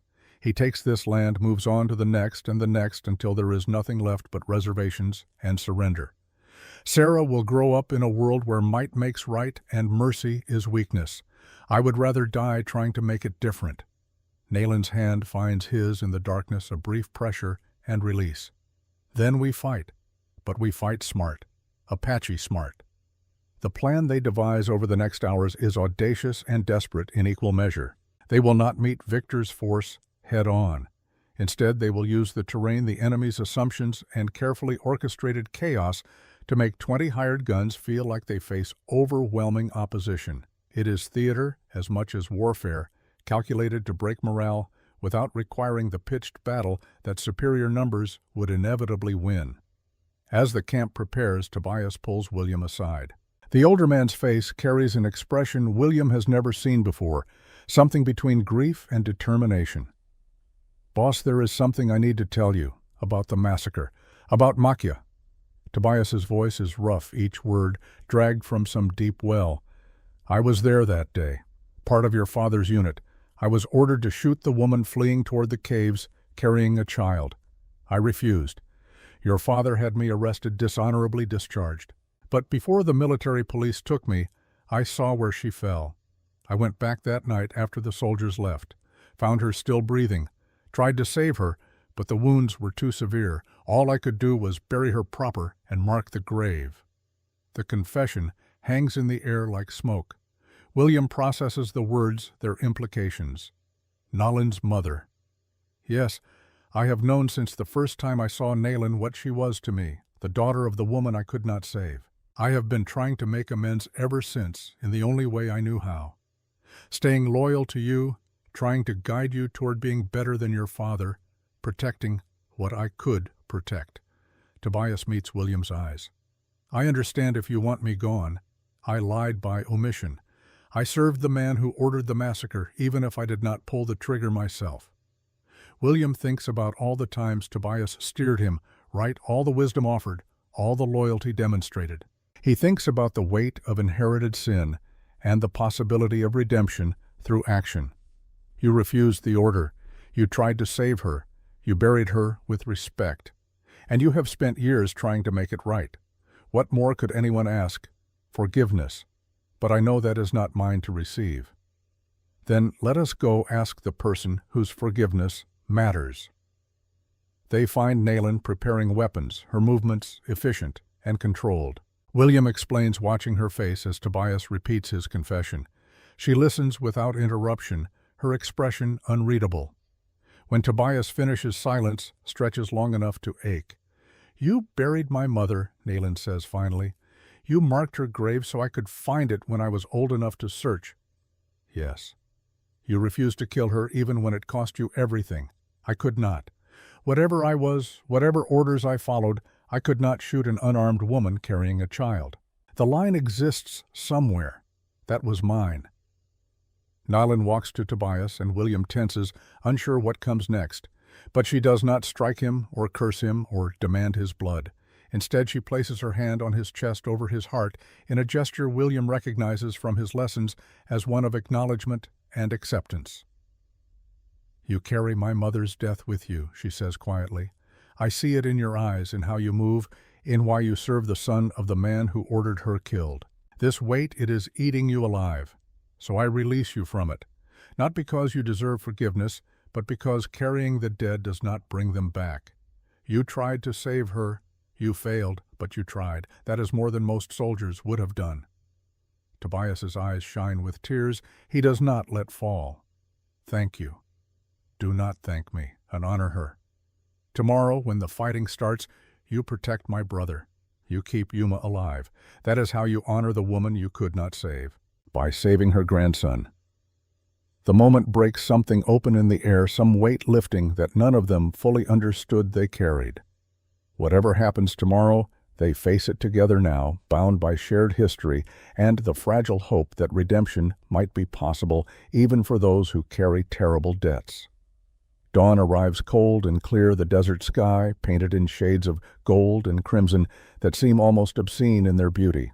Victor's force appears on the western ridge exactly when Tobias predicted a line of mounted men silhouetted against the rising sun. They advance with the confidence of superior numbers, expecting token resistance or more likely simple flight. What they find instead is an apparently abandoned camp. No fires, no people, just empty shelters and the eerie silence of absence. Victor rides through the camp, his men spreading out to search, weapons ready. The federal marshal, a heavy-set man named Morrison, looks increasingly uncomfortable. "Garrett, this does not feel right," Morrison says. "Where are they?"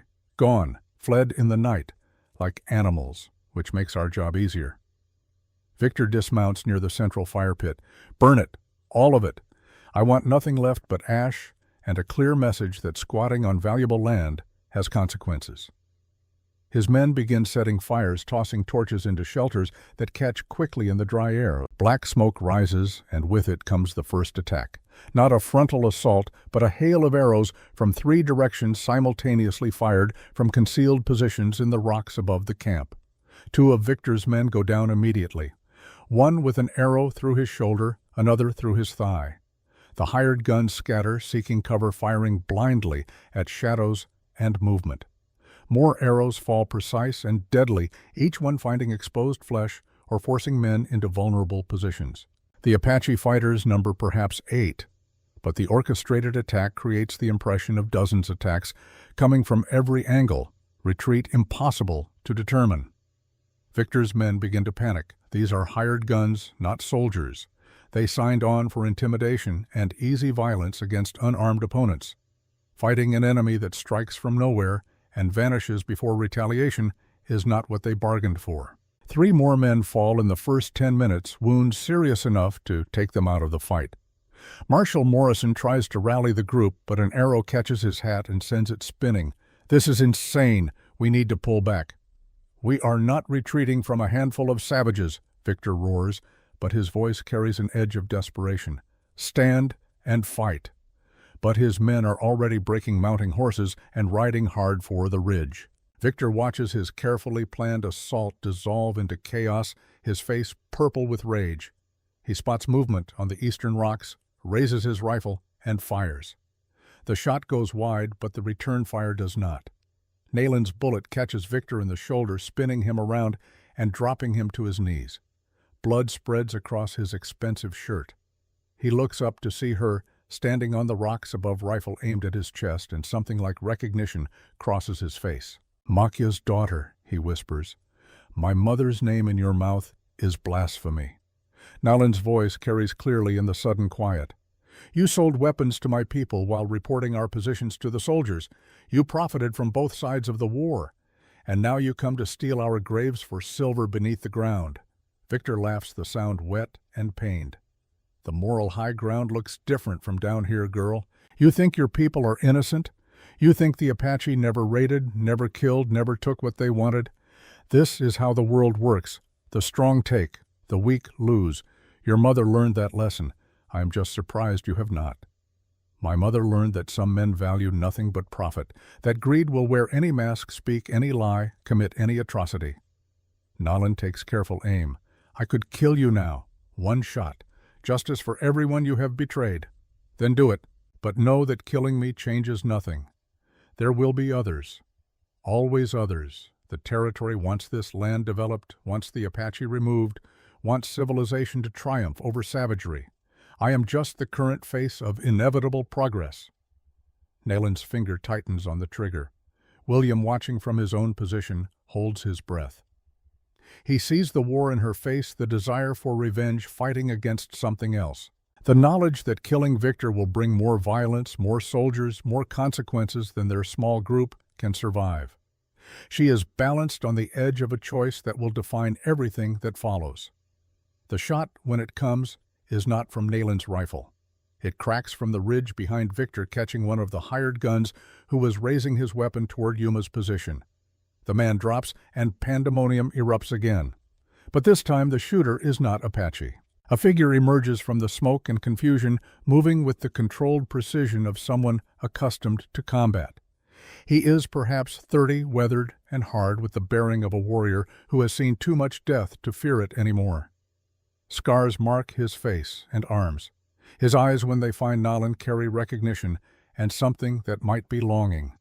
Denali. Nalin breathes the name, barely audible. The man who was supposed to be dead, the father of William's daughter, walks into the burning camp like a ghost made flesh. He carries no weapon, hands visible and open, but his presence alone seems to shift the entire confrontation. Victor's remaining men freeze, sensing something beyond their understanding. Denali speaks in rapid Apache to Nalin, too fast and idiomatic for William to follow. She responds in the same language, her voice shaking with emotion that she fights to control. Their exchange lasts perhaps 2 minutes and ends with Nalin lowering her rifle and Denali turning his attention to William. "You are Garrett," Denali says in accented but clear English, "Catherine's husband." "I am." "You raise my daughter." The words are not a question, but William answers anyway. "I do. Her name is Sarah Catherine Garrett. She is 1 week old, healthy, and has no idea how complicated her life is going to be."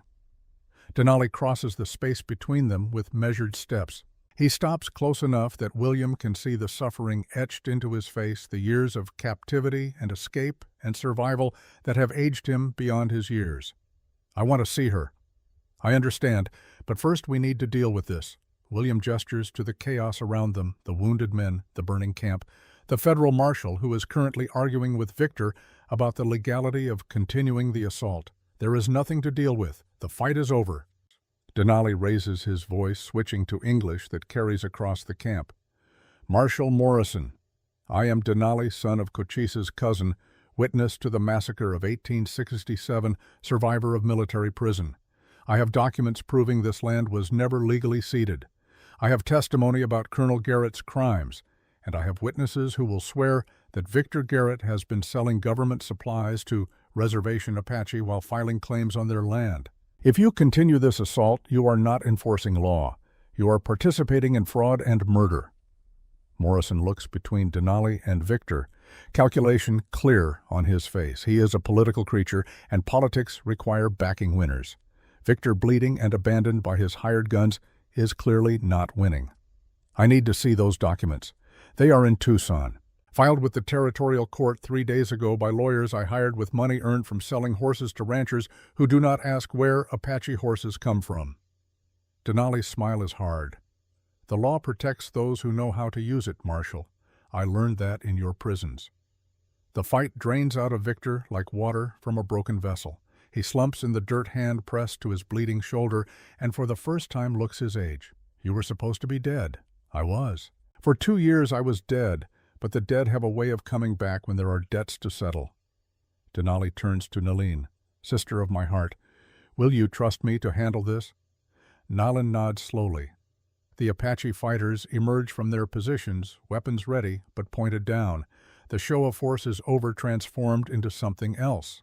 Negotiation, perhaps, or the beginning of understanding that violence, while sometimes necessary, is not the only available path.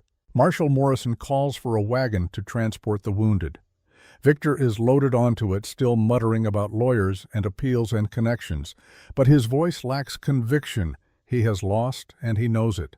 Whatever game he was playing, Denali's return and documentation have rewritten the rules in ways Victor cannot overcome. As the remnants of Victor's force depart, Yuma approaches William with Tobias at his side. The boy looks pale, exhausted by the adrenaline and exertion, but his eyes burn with satisfaction. "We won." "We survived," Tobias corrects gently. "Winning is something else." "Then what is winning?" Tobias looks at William, at Nalin, at Denali, standing in the ruins of the camp he once called home. "Winning is what comes next, when we rebuild, when we make something better from the ashes. That is winning." The camp takes stock of damages. 3 shelters destroyed, but no casualties beyond minor wounds. The Apache fighters performed flawlessly, and Victor's superior numbers meant nothing against tactics honed over generations of survival. But the victory, such as it is, tastes strange, temporary. A battle won while the war continues elsewhere in courts and territorial offices where Apache have no voice and little hope of justice, unless William realizes they build something new. Something that uses the white man's laws and systems not to surrender, but to protect. To create space where Apache can live with dignity and autonomy while navigating the reality of an encroaching world that will not simply disappear because it is unjust.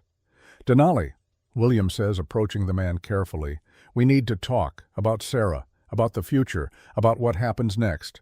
Denali nods. We do. But first I need to see my daughter. The ride back to the Garrett Ranch is tense with unspoken questions. Denali rides beside William Nalin and Yuma following. Tobias has remained behind to help the Apache begin rebuilding his presence, now welcome where once it would have drawn hostility. The morning sun climbs higher and the desert air grows hot, but none of them seem to notice. At the ranch, Mrs. Henderson meets them with Sarah in her arms. The baby is awake, looking around with unfocused newborn eyes, making small sounds of contentment. Denali dismounts and approaches slowly as if sudden movement might shatter the moment. May I? Asks Mrs. Henderson. The midwife looks to William, who nods. She places Sarah in Denali's arms with the care of handling something infinitely precious and fragile. The baby settles against his chest, and Denali's face transforms. All the hardness, all the years of suffering and survival fall away. For a moment, he is simply a father meeting his daughter for the first time. She has Catherine's eyes, he whispers, and her mother's spirit. I can see it already. Catherine loved you, William says quietly. She told me you were a good man, better than she deserved. She was wrong about that, I think, but she wanted you to know. Denali looks up, tears tracking through dust on his face. I loved her too, more than was wise. We both knew it could not last, that our worlds would not allow it. But for a few stolen months, we had something true. And now this. He looks down at Sarah. A daughter I never expected. A life I have no right to claim. You have every right, William says.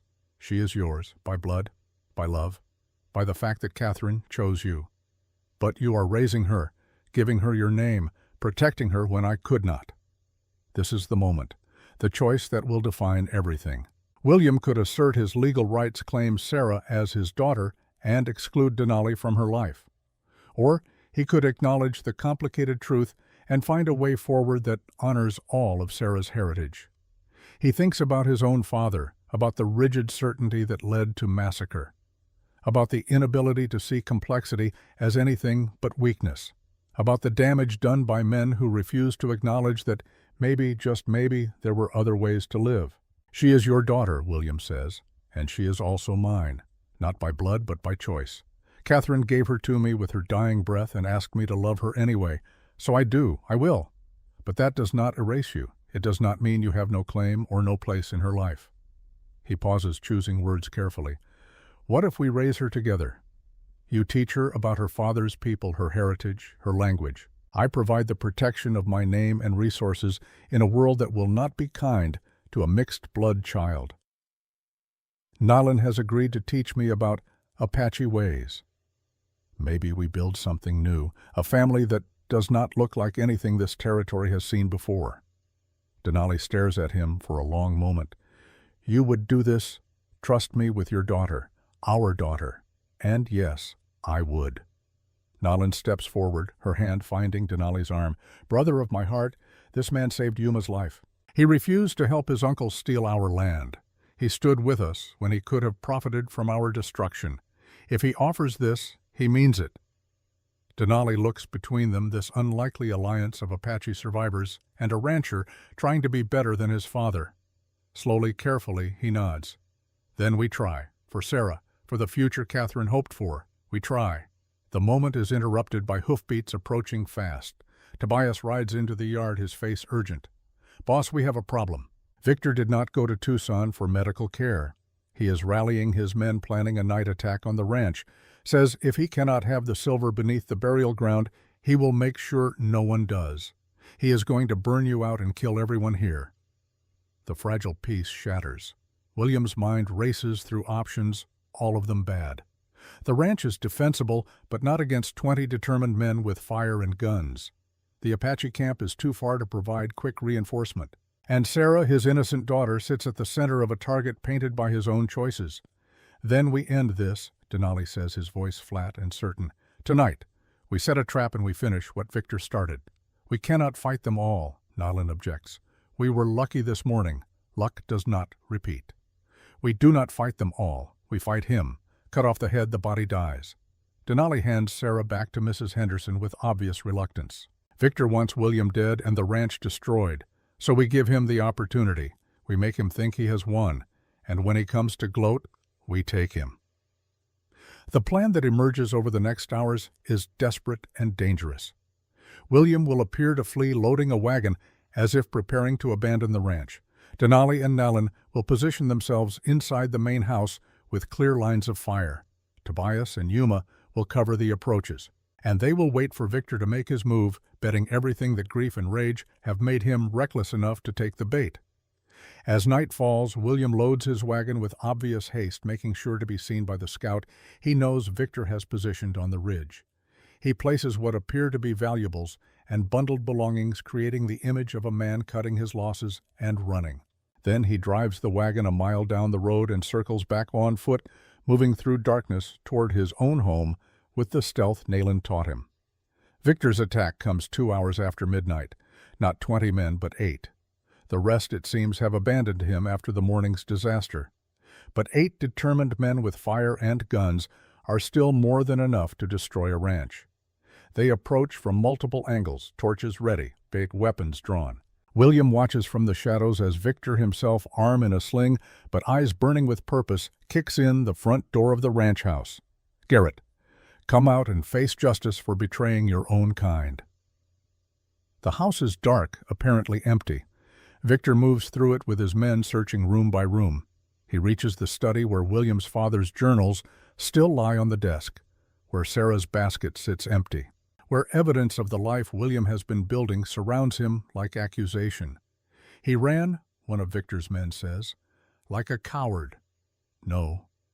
Victor's voice is strange, distant. Not ran, waiting. He learned something from his Apache friends, patience, ambush. He turns slowly, scanning shadows. Show yourself, nephew. Let us finish this like men. William steps from the doorway behind Victor, a rifle trained on his uncle's back. Like men. The way you finished things with Catherine.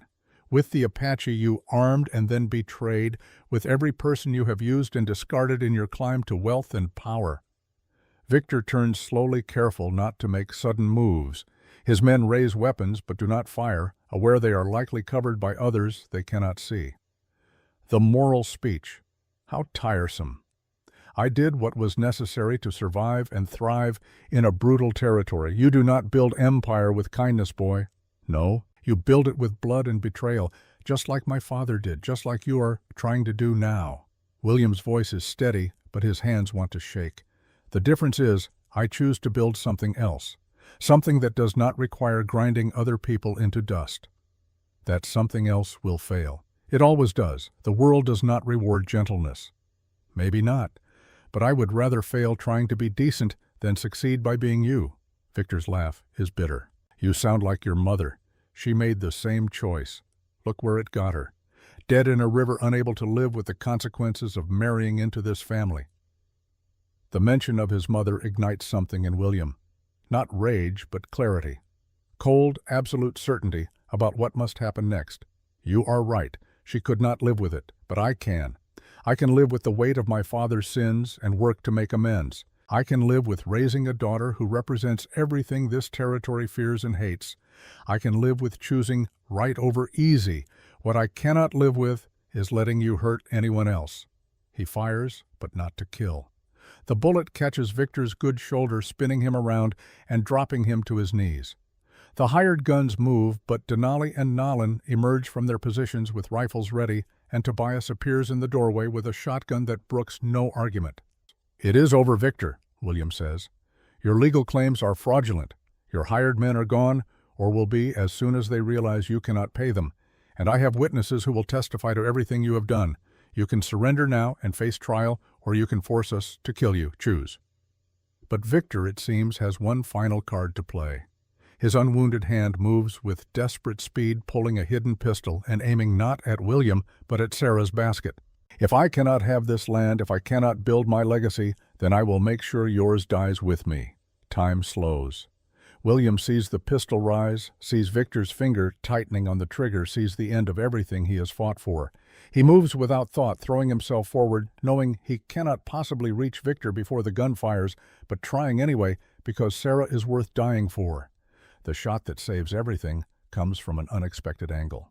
Tobias, who has positioned himself with clear sight of the study, fires his shotgun with the precision of a man who spent decades as a soldier.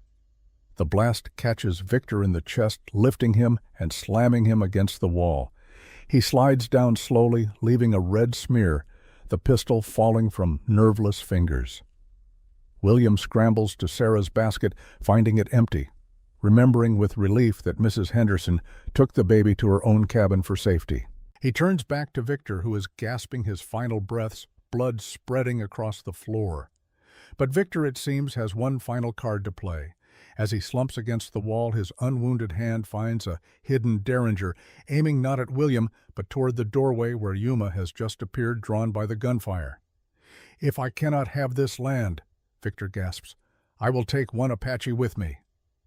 Time fractures. William sees the small pistol rising, sees Yuma frozen in the doorway, backlit by lamplight, sees death approaching the boy whose life he fought so hard to save, and sees Tobias Creed step between them.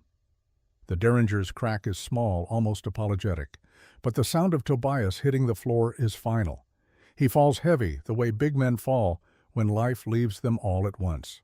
William fires again, putting a bullet through Victor's skull, ending it, but the damage is done.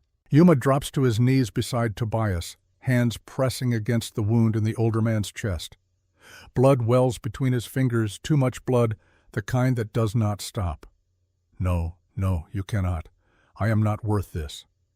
Tobias's hand finds Yuma's grip, surprisingly strong for a dying man. "You are worth everything. Your mother, Makya. She was brave. You have her courage." His eyes find William's. "Take care of them, boss, all of them. Build that better world." "Tobias, no. We need you. Sarah needs you. I need you." "You have what you need. You have each other." Tobias coughs blood on his lips. His eyes drift to where Nayland has appeared in the doorway. "Tell your mother. Tell Makya I tried. Tell her I finally got it right." Nayland crosses the room, kneels beside him. Her hand covers his, the gesture of forgiveness made complete. "She knows, and she forgives you. I forgive you." Tobias Creed smiles, and it transforms his weathered face into something almost peaceful. "Then I can rest." He dies between heartbeats, hands still clasping Yuma's eyes, fixed on a point beyond the ceiling, where perhaps he sees the woman he could not save 20 years ago, waiting to tell him that his long atonement is finally complete. In the aftermath, silence fills the ranch house like a held breath. They have laid Tobias's body in the barn, covered with a blanket Nalin wove years ago. William stands at the window, Sarah sleeping in his arms, watching the first light of dawn paint the eastern sky. Denali sits at the kitchen table, Nalin beside him. Yuma slumps in a chair, exhausted, his hands still stained with Tobias's blood. No one has spoken for an hour. What is there to say? They have won. They have lost. Both truths exist in the same space. "What happens now?" Yuma finally asks, his voice hoarse. William looks at his daughter, then at the unlikely family gathered around him. "Now we rebuild. We use Victor's documents to establish legal protection for the burial ground. We form a partnership between the ranch and the Apache camp, sharing resources and protection. We raise Sarah together, all of us teaching her about every part of who she is." "The other ranchers will not accept it," Denali says. "The territorial government will fight it. Let them. We have law on our side now. We have witnesses. We have each other." William pauses, then adds quietly, "And we have something Victor never understood. We have a reason beyond profit. That makes us dangerous in ways he could not comprehend." Nayland reaches across the table, her hand covering William's. The gesture is simple, but weighted with meaning. Trust, hard-won, and carefully maintained. possibility fragile as new grass, but growing nonetheless. "There is one more thing," she says, her voice soft. "Something I need to tell you." Before she can continue, a wave of nausea overtakes her. She rushes outside, and William hears her being sick behind the house. Understanding dawns slowly then, all at once. He looks at Denali, who is staring at the door with an expression of confusion and dawning comprehension. "How long?" Denali asks. "Since the night before the first battle, when we thought we might die and sought comfort in the only way that felt real in that moment."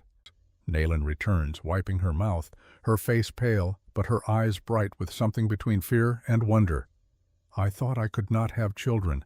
The healers told me years ago that my body was too damaged, but apparently some miracles persist even when we do not believe in them."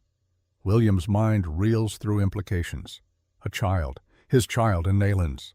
A sibling for Sarah, binding their families even more completely than choice or circumstance already has. The complexity is staggering, the social consequences potentially catastrophic, the practical challenges enormous, and yet looking at Nayland, at Denali, at Sarah. Sleeping peacefully in his arms, William feels something like joy breaking through the exhaustion and grief. Not simple happiness, but the complex, painful, beautiful awareness that life continues, that new beginnings grow from old endings, that the family they are building defies every convention while somehow feeling more right than anything he has known. "Then we have 2 children to raise," he says simply, "2 futures to protect, 2 reasons to make this world better than the one we inherited." 6 months later, the memorial stands complete on the ridge overlooking both the Garrett Ranch and the Apache camp. It is a structure of stone and wood carved with names in both English and Apache. Makia's name sits alongside the other 46 who died, each one acknowledged, each one remembered. And at the base a newer inscription, "Colonel James Garrett, Perpetrator. May those who come after learn from what was done here and choose differently." William stands before the memorial with Sarah in his arms, now 10 months old, and beginning to recognize faces, to smile, to reach for the world with curious hands. Beside him, Nayland holds their son, born healthy and strong 3 months ago, named Tobias Denali Garrett, in honor of the man who sacrificed himself, saving Yuma during the final confrontation with Victor, and the man who stepped aside so William could be a father to both children. Denali is there too, a steady presence in Sarah's life, teaching her Apache songs, telling her stories of her mother, Catherine, building a relationship that transcends simple definitions of father or uncle or guardian. He has stayed working the ranch alongside Apache and White Hands, who are slowly learning that cooperation creates strength impossible to achieve through division. Yuma, healthy, now strong, now stands with them. He has become William's student in ranching, and William's teacher in Apache ways, a bridge between worlds in his own right. The tuberculosis has been defeated, driven back by medicine and care and the stubborn refusal to surrender to death. He grins at Sarah, making faces that send her into peals of laughter. The community that gathers for the memorial dedication is mixed, uneasy, but present. Apache families from the camp, white ranchers who have accepted the new reality. Mexican vaqueros who have always existed between cultures. A federal representative who acknowledges quietly that the legal partnership between Williams Ranch and the Apache Land Trust represents a model that might prevent future conflicts if both sides can maintain good faith. As William speaks at the dedication, his words are simple. We cannot change the past. We cannot bring back the dead or undo the suffering, but we can choose how we honor them. We can choose to remember the truth even when it hurts, and we can choose to build a future where children like Sarah and Tobias grow up knowing all of who they are, without shame, without lies, without the weight of sins they did not commit. He places Sarah on the ground, steadying her as she wobbles on unsteady legs. She toddles toward the memorial, reaching out to touch the stone. Her small hand rests on her grandmother Makia's name, and in that moment, William sees the circle beginning to close. The sins of fathers acknowledged, but not inherited. The possibility of redemption through generations willing to try. Nayland joins him, their son sleeping against her chest. Do you think it will last? This peace we have built, I do not know, but I know we will fight for it, every day, in courts and councils, and the quiet work of raising children who understand that belonging to multiple worlds is strength, not weakness. She leans against him, and they watch as Denali teaches Sarah an Apache word, as Yuma translates for white ranchers who want to understand as the desert sun sets behind them, painting the sky in impossible colors. The future is uncertain, the challenges are real.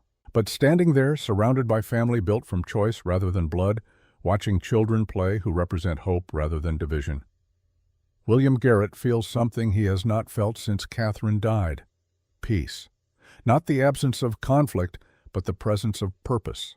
The knowledge that he is doing something worth doing, building something worth protecting, choosing every day to be different than his father, better than his inheritance. Sarah laughs, and the sound carries across the desert like a promise. And in that moment, in that place where two worlds meet beneath the Arizona sky, the weight of the past is balanced just slightly by the hope of the future. The memorial stands, the families gather, and the story that began with blood and betrayal finds its ending not in revenge or resignation, but in the quiet revolution of people choosing against all odds and expectations to love across the lines that were meant to divide them. It is not a perfect ending, but it is a true one. And in Arizona Territory in 1887, truth is the rarest and most precious commodity of all.